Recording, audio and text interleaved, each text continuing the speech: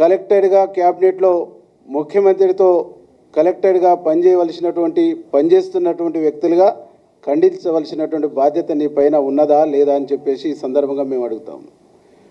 మీరు చేస్తున్నటువంటి తప్పుల్ని, మీరు అనుసరిస్తున్నటువంటి తప్పులకు, మీరు మాట్లాడుతున్నటువంటి తప్పుడు భాషకు ప్రభుత్వం, ముఖ్యమంత్రి మూల్యం చెల్లిస్తుండ్రు. కానీ మీరు మాత్రం ఆ పదవిలో ఎంజాయ్ చేస్తూ మీ ఎంటర్టైన్మెంట్లో ప్రభుత్వానికి, పార్టీని ఇబ్బంది పెట్టేటువంటి ఒక ప్రయత్నం చేస్తున్నారు అనేటువంటి విషయాన్ని ఈ సందర్భంగా మేము గుర్తు చేయదలుచుకున్నాం. కాబట్టి సమంత విషయంలో మాట్లాడినా, ఏ విషయంలో మాట్లాడినా ఎప్పుడూ మీ భాష పార్టీకి తలనొప్పిగానే ఉంది, పార్టీకి తలనొప్పి తెచ్చేటువంటి విధంగానే ఉంది, పార్టీకి నష్టదాయకంగానే ఉంది, పార్టీకి నష్టం కొని తెచ్చేటువంటి విధంగానే ఉన్నది.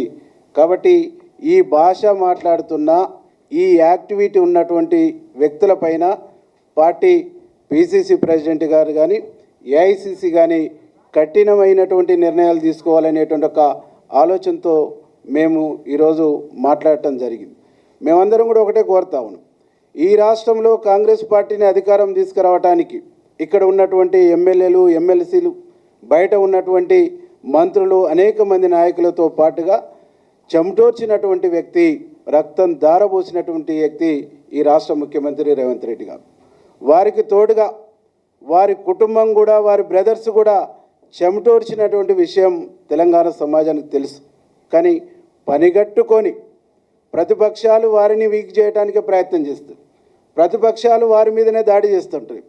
వితిన్ ద పార్టీలో ఉన్న కొంతమంది వివిధ జిల్లాలలో కావాలని ప్రభుత్వాన్ని, ముఖ్యమంత్రిని వీక్ చేసేటువంటి ఒక దుర్మార్గమైనటువంటి ఆలోచనతో పనిచేస్తూ ఉన్నారు.